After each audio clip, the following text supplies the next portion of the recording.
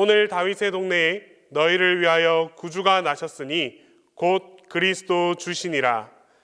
하나님은 영이시니 예배하는 자가 신령과 진정으로 예배할지니라.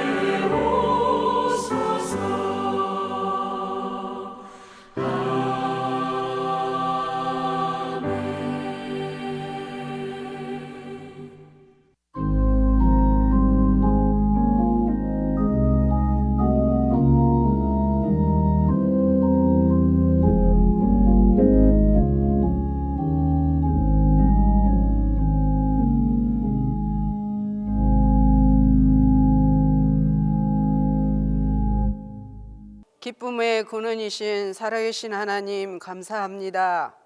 죄로 상한 우리 마음 은혜로 고쳐주시고 다시 오실 주님을 기다리는 은총 주심도 감사합니다.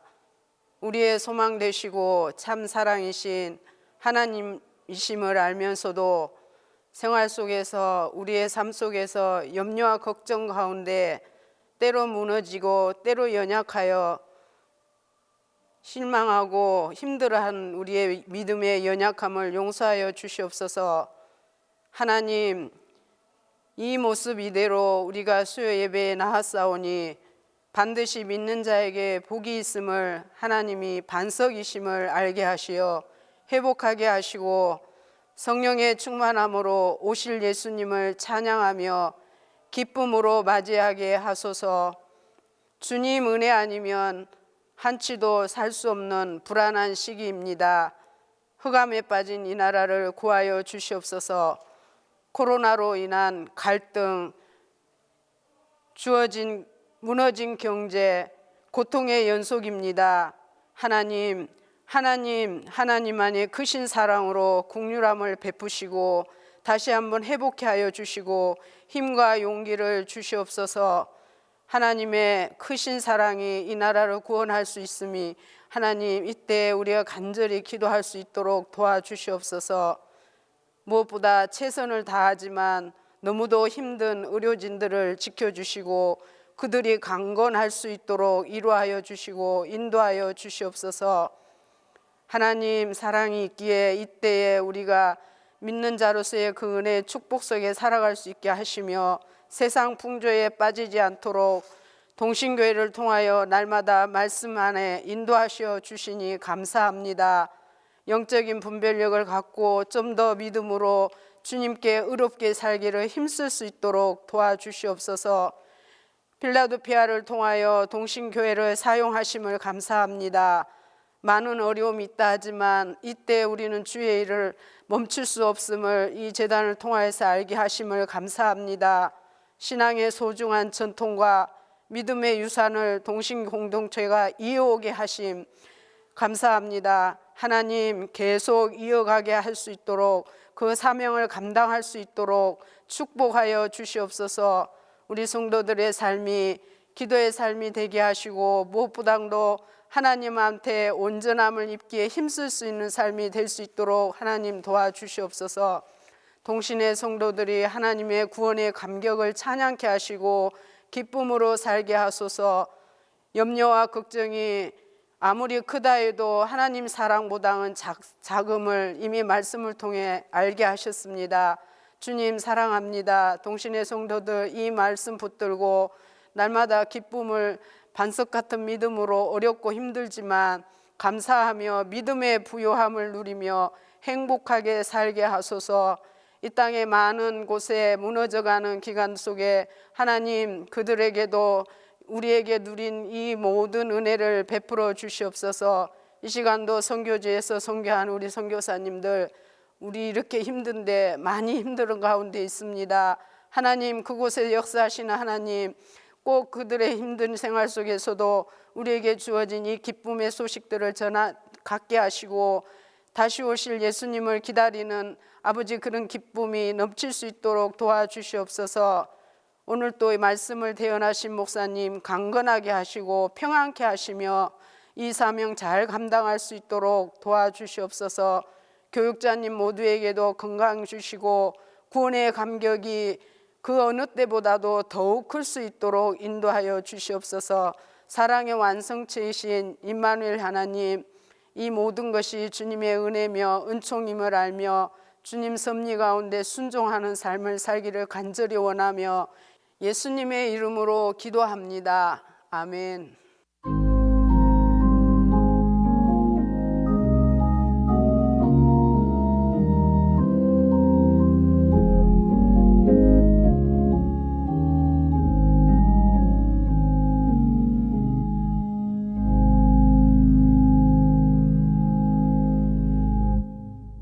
오늘 우리에게 주신 하나님의 말씀은 누가복음 2장 1절에서 7절입니다.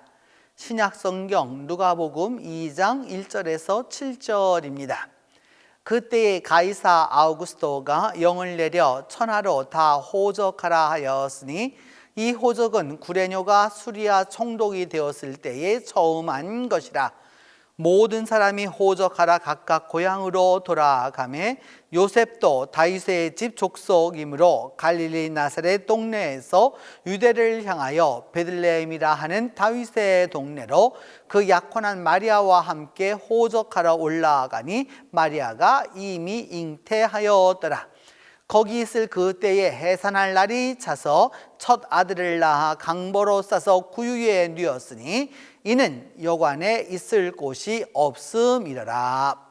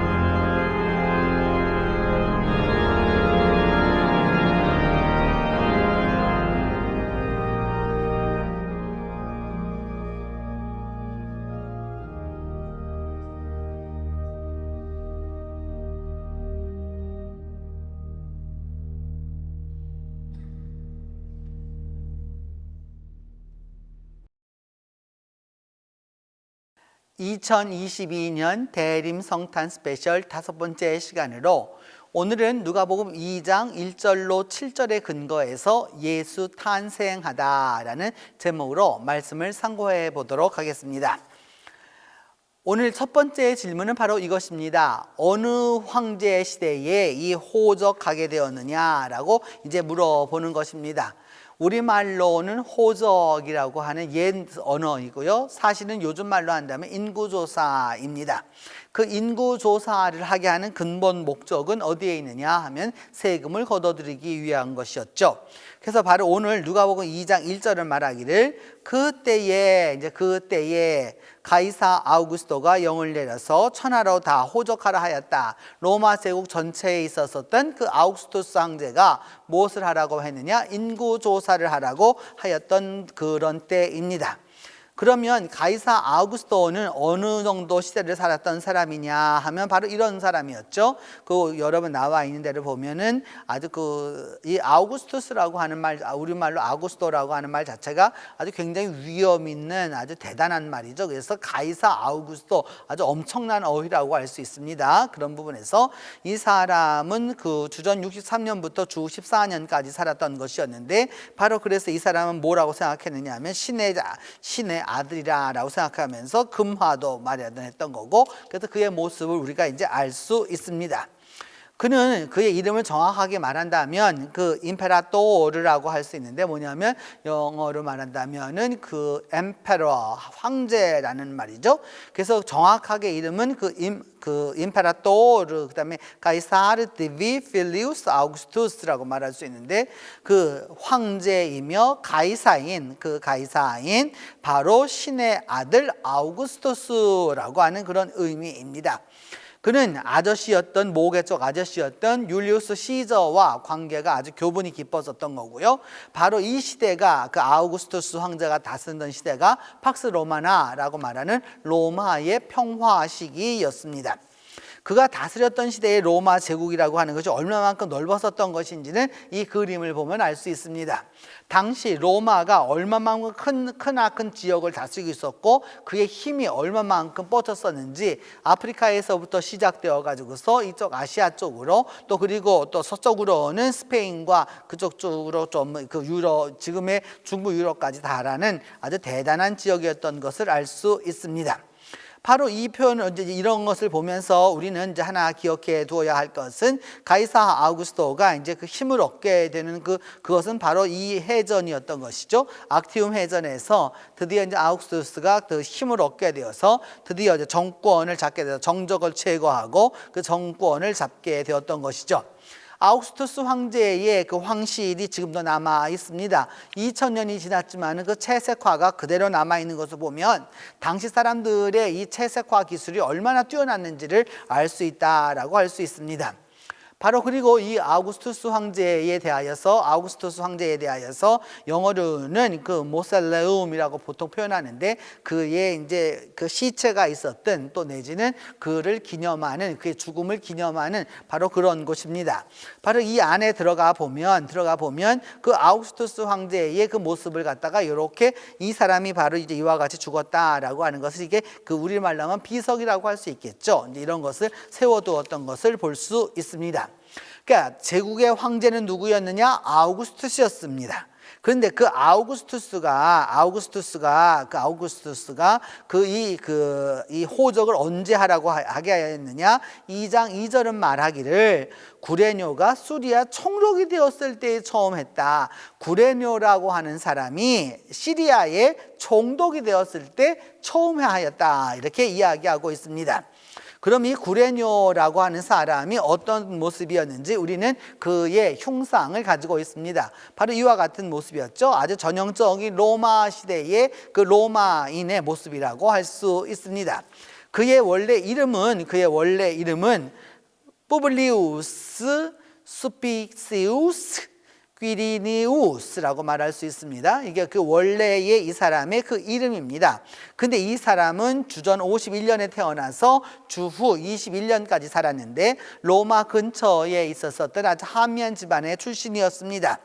그가 시리아에 총독이 되어서 갔었을 때 뭘 하게 되었느냐 하면은 인구조사를 하라 하는데 시리아의 총독이었기 때문에 유대는 포함하지 않았습니다. 근데 유대라고 하는 것은 로마에서 변방이었기 때문에 바로 그 변방에 가서 유대도 시리아에 속해서 인구조사를 하도록 만들었던 것이죠. 그러니까 여러분 쉽게 생각하시면 부산에서 이렇게 인구조사를 하게 하면서 뭐냐면 부산시장이 어디까지 했느냐, 뭐 양산이나 김해까지 인구조사를 하게 하였다라고 하는 그런 표현과 마찬가지라고 할 수 있습니다. 그때 했던 때가 서기력으로 보면 몇 년이냐? 서기 6년이었습니다. 서기 6년에 바로 이제 이와 같은 일이 있었다라는 걸 알 수 있죠.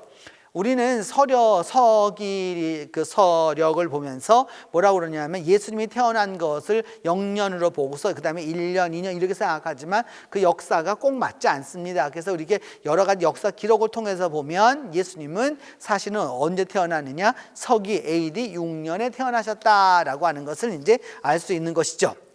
바로 그런 부분에서 이 구레뇨의 그 묘비 문서 중에 그 일부분입니다. 바로 이게 구레뇨의 그 묘비 문서 중에 한 부분을 이제 여러분이 직접 보고 계시다라고 할 수 있습니다.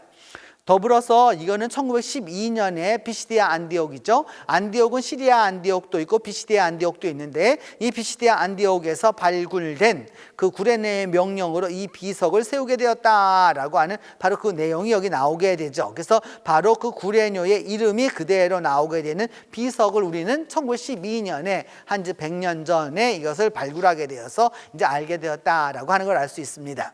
이제 이렇게 함으로써 제국의 황제는 아우구스투스 황제였고 또 더불어서 그 다음에 총독으로 본다면 바로 누구였느냐? 그 당시의 총독으로 본다고 그러면은 구레뇨라고 하는 바로 이 구레뇨라고 하는 시리아 총독이 인구조사를 하였을 때에 어떤 일이 벌어졌느냐? 예수님이 탄생하게 되는 일이 벌어지게 되었다라고 하는 것입니다.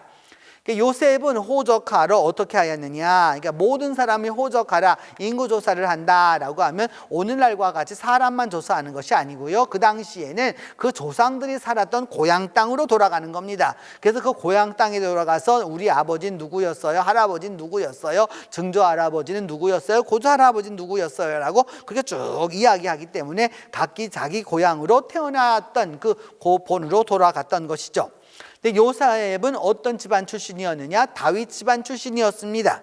다윗 집안 출신이었기 때문에 갈릴리 나사렛에서부터 출발해가지고 어디를 가느냐? 유대의 베들레헴으로 가게 되었습니다.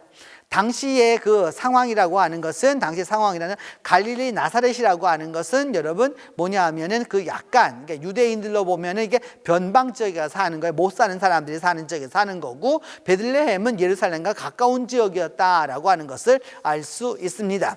그 당시의 모습이 어떠하였는지라고 하는 것을 코라교회라고 하는 그 비잔틴 그 벽화를 보시게 되었는데 바로 이제 이렇게 인구조사 모습이 있지 않았었을까라고 이제 우리 학자들은 생각하게 되는 겁니다.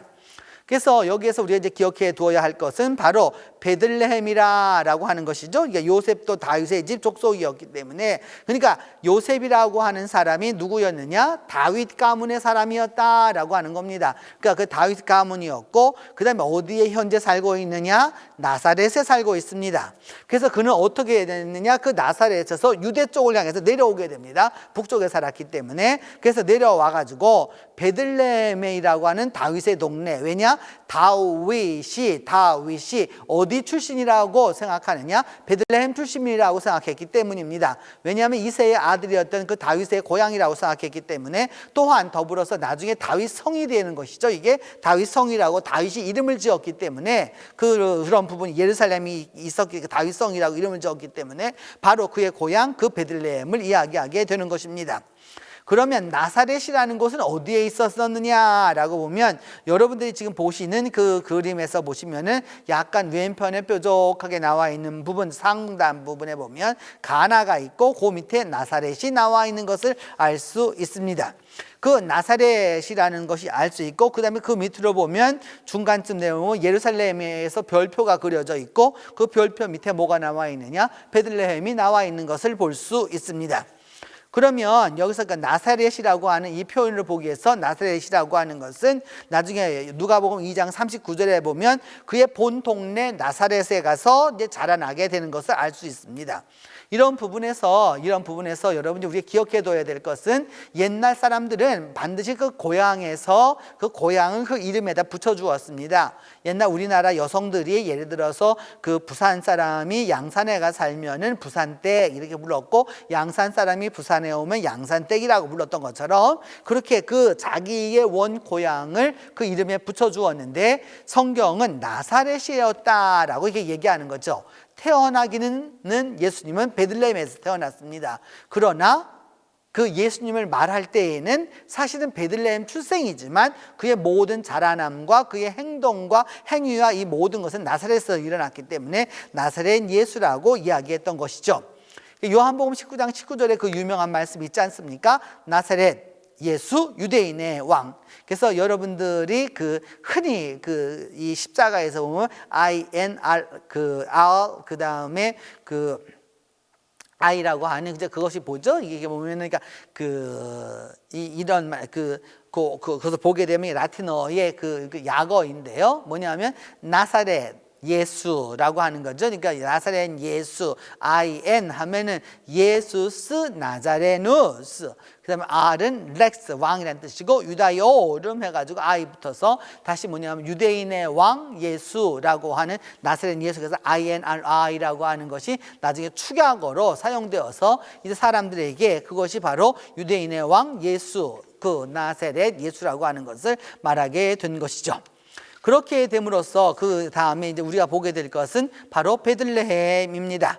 오늘날에 가서 보면 베들레헴이라고 하는 것은 그렇게 큰 것도 아니고요. 조그마한 동네이죠. 이렇게 조그마한 동네인데 지금은 아파트가 이렇게 있고, 그러니까 옛날과 그 베들레헴은 더욱더 작죠.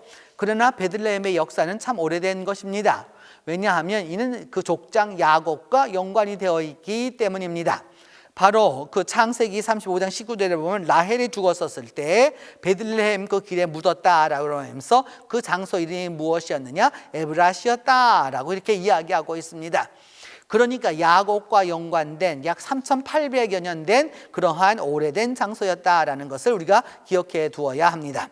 2,800여 년 전으로 내려오면 이제 미가 선지자를 이야기할 때 미가가 그 베들레헴 에브라다야라고 이렇게 말하면서 예수 그리스도의 탄생지를 이야기할 때 어디를 얘기하느냐? 베들레헴 에브라다를 이야기하게 됩니다. 그래서 바로 이 베들레헴 에브라다라고 할 때 이 베들레헴이라는 것이 이제 여러분 아까 3,800년 전에서 지금 2,800년 전까지 내려왔죠. 그리고 난 다음 지금부터 2000년 전에 누가복음 2장 15절을 보면 베들레헴으로 가자 목자들이 말합니다. 그러니까 그 베들레헴 근처에 있었던 목자들이었기 때문에 베들레헴으로 가자라고 말했었을 때 바로 여기로 이제 가게 되는 것이죠. 그러면 예수님은 왜 베들레헴에 태어나셨느냐라고 하는 거죠. 베트라고 하는 말은 집이라는 말이고요. 레헴이라고 하는 말은 빵이라는 뜻입니다. 그래서 예수 그리스도께서 말씀하셨죠. 나는 생명의 떡이니 라고 말할 때 그 떡이라고 하는 말은 빵이라는 말과 같은 것이죠. 우리 성경을 번역하던 시절에는 빵을 몰랐기 때문에 떡이라고 번역했던 것이지만 원래 말로 하면 빵인 것이죠. 그래서 우리가 오병이어 할 때 그 병이라고 하는 것은 떡병자라고 말하지만 사실은 떡병자가 아니고 밀가루로 만드는 것을 일컬어서 우리가 병이라고 쓰게 되는 거죠. 한문으로 쓰게 되면 바로 그와 같은 것이다 라고 할 수 있습니다. 그때의 마리아의 상황이 어떠하였느냐? 그 약혼한 마리아와 함께 약혼이라고 하는 것은 정혼이라는 말하고 같습니다. 이 당시에 있어서 약혼이라고 하는 것은 오늘날에 있어서 결혼과 같은 것이기 때문에 약혼은 곧 결혼이었고 정혼이었습니다. 그렇기 때문에 그런 상황 속에서 그 인구조사를 하기 위해서 갔는데 마리아가 당시에 이미 어떻게 되었느냐? 잉태하고 있었다라는 것이죠. 그러면 갈릴리 나사렛으로부터 시작되어서 유대 산지 속에 있는 그 베들레헴으로 가는 그 길이 쉽지 않았을 것입니다. 특별히 임산부가 간다라고 하는 것은 더욱더 어려운 길이었겠죠. 이제 여러분에게 보여드리는 이 그림은 상당히 낭만적인 모습으로 그려져 있죠. 양떼들이 있고 그 다음에 마리아가 나귀를 타고 그 다음에 요셉이 끌고 오는 이렇게 상당히 낭만적인 그림으로 그려져 있는데 이것을 보다 더 자세히 보면은 나귀 위에 있는 마리아가 그 배를 갖다 이렇게 가리고 있는 모습을 보여주고 있습니다. 드디어 임신을 했다라고 하는 걸 알 수 있죠. 근데 여러분 요즘도 임신한 여인이 어디를 간다는 게 어려운 일인데 나귀를 타고 이제 가보지도 못했던 그 남편의 고향 동네까지 가게 되었다라고 하는 것을 보여줍니다. 그래서 그의 삶이 얼마나 힘들었을지 이 장면을 보면 영화의 한 장면인데 드디어 이제 그 나귀를 타고 가게 되는 거죠. 여러분 낙타를 타고 가지 못합니다. 왜냐하면 임산부는 낙타를 탈 수 없어요. 낙타를 탈 수 없어요. 낙타는 고급 사람들이 타는 겁니다. 그리고 이것은 뭐냐 하면 낙타는 또 그리고 흔들림이 아주 심한 동물이기 때문에 나귀, 보통 사람들이 가난한 사람들이 탔었던 나귀를 탔던 것이죠. 그 마리아의 모습이 얼마만큼 힘들었었는지 그 모습을 보여주면 여러분이 나귀를 타고 있고 그 얼굴에 피곤한 모습과 그 드디어 이제 머물 곳을 찾게 되는 것이죠. 근데 여러분 지금도 우리나라에도 마찬가지로 이게 휴가철이나 이렇게 되면 방구하기가 어렵잖아요. 갑자기 베들레헴이라고 하는 그 조그마한 동네에 사람들이 몰려들으니까 이제 머물 곳을 찾기가 참 어려웠다라고 하는 걸 알 수 있습니다. 그래서 이제 화가들은 그런 것을 상상력을 동원해서 이제 했던 거죠. 드디어 이제 이거 마리아가 이제 무엇을 찾고 있느냐 하면은 당연히 그 이제 그 머물 장소를 찾고 있는 모습을 보여주게 되는데 그 마리아 앞에 있는 동물이 바로 낙타입니다. 낙타를 가지고 있는 사람은 이미 방을 정했다라는 것이 보여지고요. 나귀를 타고 있는 마리아는 방을 구하지 못했다라는 걸 알 수 있습니다. 그렇게 힘들게 살고 있는 이들에게는 어떤 일이 벌어졌느냐 하면 그 베들레헴에 있을 때에 해산할 날이 되었다라고 이렇게 말하고 있습니다. 해산이라고 하는 것, 오늘날 우리는 이처럼 그 해산에서 아이를 놓을 수 있는 요람도 만들어 놓고 뭐 이렇게 얘기해서 이렇게 의사들도 또 준비하고 다 준비하지만 예전에 여성들이 가장 많이 죽는 그 이유는 바로 이 해산 때문이었습니다. 해산하다가 아이도 많이 죽었고 여인들도 많이 죽었던 것이죠. 왜냐하면 의료가 발달하지 않았고 또 그다음에 의학이 발달하지 않았기 때문입니다. 바로 이와 같은 그 위험을 앞둔 상황이었던 것이죠. 물론 이것을 아무리 우리가 종교적으로 이게 종교적으로 그려놓아도 역시나 그 해산이라고 하는 것은 위험한 것이었다. 목숨을 내놓는 일과 같은 것이었으니까요. 많은 우리나라의 여인들이 예전에 집신을 벗어놓고서 그 안방으로 들어가면서 애를 낳기 위해 들어가면서 내가 다시 저 집신을 신을 수 있을까라고 생각했다는 것을 우리는 많은 어른들을 통해서 알 수 있습니다. 그래서 이 해산할 날이 이게 다 되어가지고 어찌 되었느냐? 아들을 낳았습니다. 아들을 낳아서 어떻게 됐느냐? 강보로 쌓았다라고 했죠. 그 어린아이에게 쌓아두는 바로 그런 모습이었는데 구유에 뉘었었는데 만약 여관에 있을 곳이 없었기 때문이었다라고 말하고 있습니다. 아들을 낳았습니다. 낳아서 어디에 주어야 되느냐? 요람에다 넣어야 되는 것이죠. 아이가 있으면 요람에 넣어야 되는데 요람에 넣지를 못하고 구유에 넣었다라고 얘기하는 걸 보면 구유라고 하는 거는 동물들이 먹는 여러분 그 그릇이잖아요. 이렇게 보면은 거기에다가 넣었다라고 하는 것을 이제 말씀하고 있습니다. 바로 아이를 낳기를 기다리고 있는 바로 그 waiting for givers with Mary라고 되어 있는데 마리아가 그 해산 전의 모습을 그려놓은 것입니다. 그 다음에 보시면 이 그림은 이제 드디어 그 예수 그리스도가 탄생하셔서 어디에 태어났느냐? 이제 그 태어나셔서 구유에 있는 것을 보게 되는 거죠. 그래서 그 동물들이 있는 것을 보게 되고 여러분들이 목자들과 그 천사들의 모습들을 이제 조금 보실 수 있습니다. 중세에는 이런 모습이었던 것이죠. 조금 더 이것들은 이렇게 조금 더 나아가서 보게 되면 이와 같은 모습이었던 것이죠.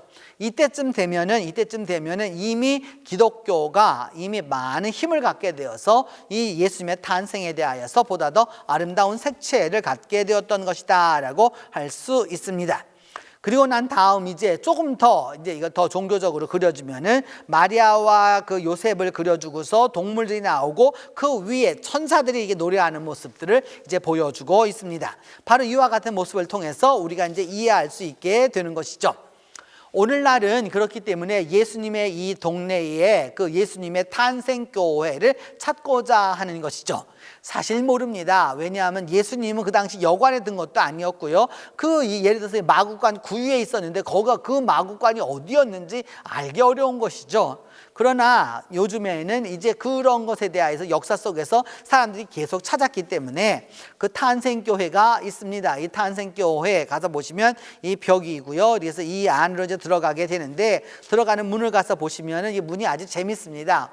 여러분 보시는 대로 네모 반듯한 이런 문이 보이고요. 그 위에 이렇게 보면 이게 아치 모양이 보입니다. 원래는 아치 모양으로 되어 있었습니다. 이 문이. 그런데 저 문을 갖다가 저렇게 작게 만들어 놓은 것이죠. 왜 그랬느냐? 예수님의 그 탄생하는 곳에 올 때에 귀족이나 왕들이 타고 오고 있는 말에서 내리지를 않았습니다. 만왕의 왕이신 예수 그리스도를 경배하면서도 그 말을 타고 들어왔기 때문에 그것을 원초적으로 방지하기 위해서 문을 저렇게 작게 만든 것이죠. 그래서 지금은 저기는 허리를 굽히고 들어가야 되는 겸손의 문이 되었다라는 걸 알 수 있습니다. 들어가면 옛 교회가 보이죠. 옛 그 기둥들이 쫙 이렇게 그 고린도 양식으로 되어 있는 바로 이제 이런 그 모습을 보게 됩니다. 또 더불어서 여기 가게 되면 이 교회를 가게 되면 이 교회 지하로 내려가게 돼요. 이렇게 내려가게 되는데 그 이유는 당시 사람들의 이런 외양간 내지는 마구간의 모습이기 때문입니다. 우리는 이 마구간에 있는 것을 지상에다 두는 거예요. 근데 이들은 지하에다 두었기 때문에 그 지하로 내려가게 되는 것이죠. 그래서 바로 이 지하에 내려가게 되면 무엇을 보게 되면 바로 이 장면 바로 밑에가 바로 이와 같이 생겼는데 그 바닥을 보시면은 돌이 깔려져 있고 그 돌 위에 보면 이렇게 쇠로다가 은이죠. 사실은 은으로다가 별의 모습을 만들어 두었습니다. 바로 그 베들레헴에 왔던 그 동방 박사들이 보고 찾아왔었던 별의 그 별빛이 떨어진 곳이 바로 여기다라고 전해오기 때문입니다. 그래서 그것을 보다 더 자세히 보면 바로 이와 같은 모습이 되는 것이죠. 근데 정말로 여기에 떨어졌느냐? 그건 우리는 알 수 없습니다. 다만 교회의 전통으로 이제 믿어오고 있는 것이죠. 원체 세월이 오래가다 보니까 그것이 사실화되어서 이제 바로 여기다라고 이야기하게 되는 것입니다. 우리가 생각하는 이렇게 탄생교회가 대단하고 이런 모습을 갖고 있지만 막상 예수님이 탄생하던 그 밤은 그렇게 요란한 밤이 아니었을 것입니다. 우리가 부르고 있는 크리스마스 캐럴, 고요한 밤, 거룩한 밤이라고 하는 바로 이 찬송을 보면 알 수 있는 것이죠. 이 찬송은 오스트리아에 있는 한 교회에서 이루어진 것입니다. 바로 그 교회가 이 교회인데 여러분이 보시는 대로 교회가 그렇게 크지 않습니다. 이 교회가 크지 않았는데 지금도 이 교회는 사용되고 있는 교회이죠. 그래서 크리스마스만 되면 많은 사람들이 이곳에 가서 무엇을 부르느냐? 바로 고요한 밤, 거룩한 밤을 부르죠. 고요한 밤, 거룩한 밤을 부르게 되는데 그때 이 당시에 이 교회에서 목회하던 그 목회자가 있었죠. 그 요셉 모어라고 하는 바로 그런 사람이 있었습니다. 이 사람이었는데 이 요셉 모어가 크리스마스를 보다 더 아름답게 지내기를 원하여서 찬송을 하나 작곡했습니다. 그 작곡했던 찬송이 뭐냐 하면 스틸레 낙트, 하일리에 낙트였습니다. 우리는 사이런 나이, 홀리 나이 이렇게 번역하지만 영어입니다. 사실 영어이고 원래 독일어 원 독일어는 사실 그 당시는 독일이 아니고 오스트리아였죠. 오스트리아였기 때문에 오스트리아는 여러분 아시는 대로 뭐냐 하면 독일어도 쓰고 불어도 쓰고 이렇게 하는 곳이기 때문에 스틸레 낙트, 하일리에 낙트 이런 것이었죠. 그래서 뭐냐 하면은 고요한 밤, 거룩한 밤 바로 이 가사를 가지고 이 가사를 가지고서 이 목회자가 무엇을 이야기하게 되느냐? 당시 그곳에 와서 마을에서 학교에서 가르쳤던 교사였던 프란츠 그루버라고 하는 이 오르가니스트에게 작곡을 부탁합니다. 그 오르가니스트는 오늘날과 우리가 생각하는 파이프 오르간 이런 대단한 그런 것이 아니었고요. 학교에서 음악 선생님으로서 이제 그 음악을 가르쳤기 때문에 그에게 작곡을 부탁했던 것이죠. 무엇을? 스틸레 낙트, 하일리에 낙트. 고요한 밤, 거룩한 밤을 가지고 찬송을 해달라라고 해서 그 작곡해달라고 한 그 원본이 남아 있습니다. 바로 이것이 바로 그 원본입니다. 우리에게는 사실 이런 것들이 좀 부족해요. 여러분, 누가 찬송을 만들었는지, 누가 그 찬송을 갖고 있었는지 그 원본을 갖고 있지 못한 것이 우리 한국교회 현실이라고 할 수 있습니다. 그런 부분에 있어서 우리에게는 이런 원본 악보가 아주 중요한 것이죠. 그래서 지금도 여러분 오스트리아에 가면 이 교회가 이게 크지 않아요. 이렇게 눈이 와 있는 바로 이런 곳이죠. 고요한 밤, 거룩한 밤이라고 볼 수 있는 거죠. 우리가 생각하고 있는 그 아주 화려하고 모든 음악과 이 오케스트라가 다 있고 전부 쫙 있는 그러한 밤이 아니었고요. 어떤 것이었느냐?